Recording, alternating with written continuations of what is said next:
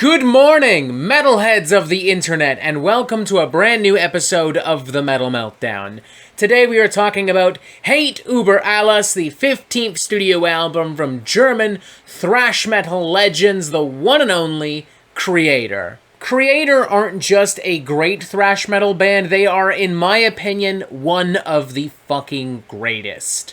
Records like Endless Pain, Pleasure to Kill, Terrible Certainty, and Extreme Aggression remain some of the most brutal and potent and impactful thrash metal of the 1980s. Their 90s output, while being more experimental in sound and less consistent in quality, is still pretty solid overall. I would say at the very least it's a couple of notches above what the likes of Metallica and Anthrax and Exodus and other thrash bands were putting out at the time.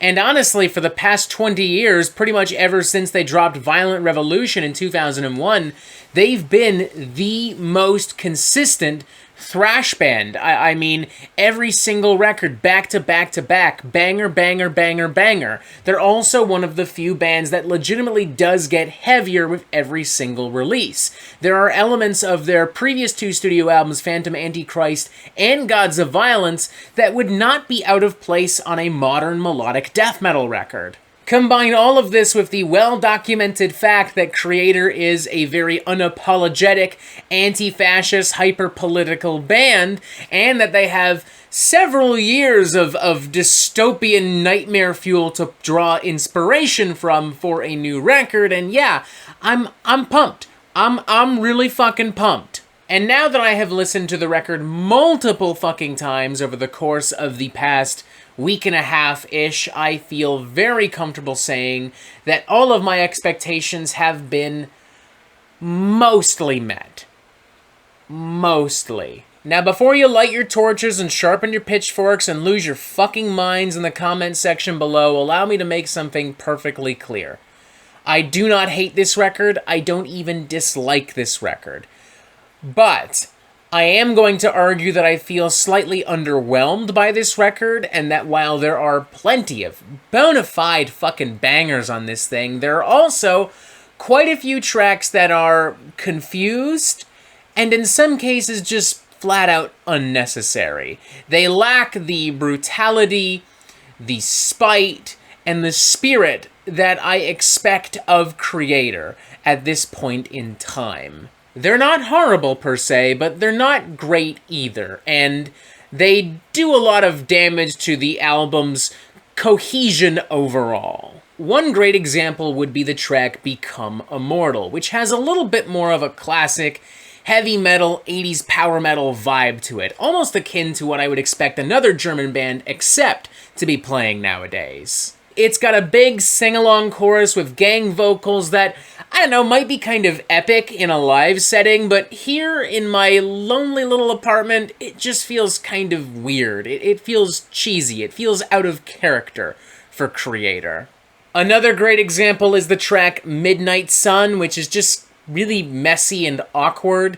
It sees Kreator partnering with German new wave and pop singer Sophia Portenay.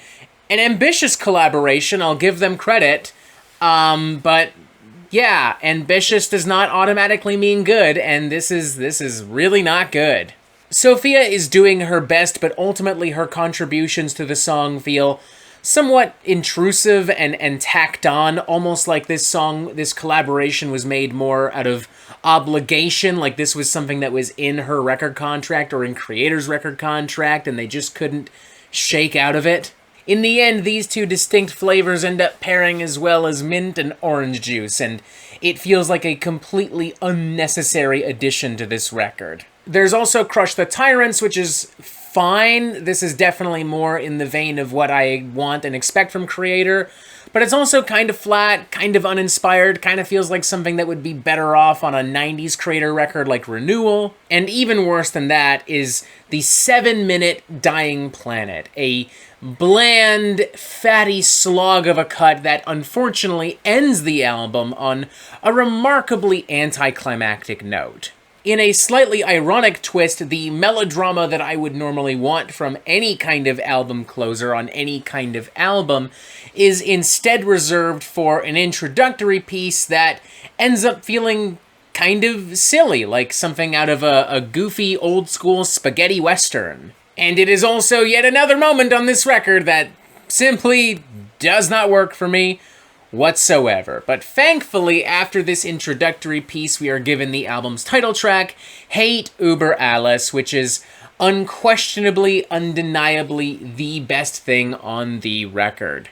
It is absolutely cram-packed like a can of sardines with all the razor-sharp riffs and pummeling percussive beatdowns that you could possibly want from a Kreator record. It is angry, it is violent, it is provocative, just as likely to inspire a mosh pit as it is to inspire a bona fide fucking riot. And unsurprisingly, from here on, it's with tracks like this where the rest of Hate Über Alles is at its absolute fucking best. Take, for instance, Killer of Jesus, a devilishly volatile cut that would not have been out of place on Gods of Violence, especially with its more brutal and melodic influences and aspects. Or, for instance, Strongest of the Strong, which, similarly to the aforementioned Become Immortal, dips its toes into some traditional, old-school heavy metal influence, but I think this song does it much better. It's a little corny, but not as corny, and has plenty of juicy, sweet, delicious riffs and solos.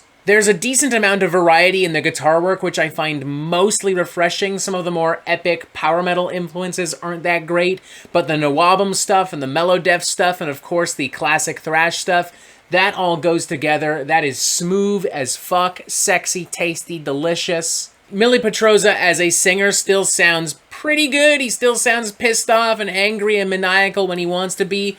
Some of his cleans, not so great. There's not a lot of clean singing, mind you. It's most notable on Pride Comes Before the Fall.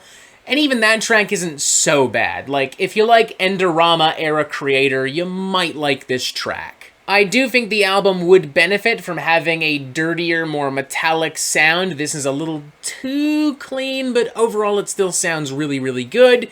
I think I would ultimately give this a 3 out of 5. The stuff that hits really fucking hard, but ultimately there are too many confusing, awkward, unnecessary decisions and missteps for me to be like as pumped about this as I was about Gods of Violence or other Kreator records. I really do appreciate Kreator wanting to revitalize their sound and wanting to experiment and try new things. I think a lot of older thrash bands could learn a lesson or two from Kreator in that regard, but I'm not a fan of how those new ideas are brought onto the record and folded in with what I ultimately want and expect from a Kreator record. Honestly, a part of me wants to go a little bit lower with my score, give this a 2.5 out of 5, because realistically, I only thoroughly enjoyed about half of this album. But I mean, that half is so good, and overall, the album is still pretty well made, and I still, again, I appreciate Kreator wanting to experiment, so I feel a 3 out of 5 is mostly justified. I think longtime Kreator fans will be happy with a solid chunk of the tunes on this record. I don't know. You know, stuff like Midnight Sun might end up being a little controversial, but not to the extent of, like, not to the extent of something like Lulu or Super Collider, so Kreator doesn't have to worry too much. So yeah, maybe not the bona fide ripper that I was expecting, but overall a pretty decent record nonetheless. Hate Über Alles, 3 out of 5, give it a shot. Why not? Have fun. Yeah. And that is it for the Metal Meltdown. I'm not an expert, nor do I claim to be, so what do you think?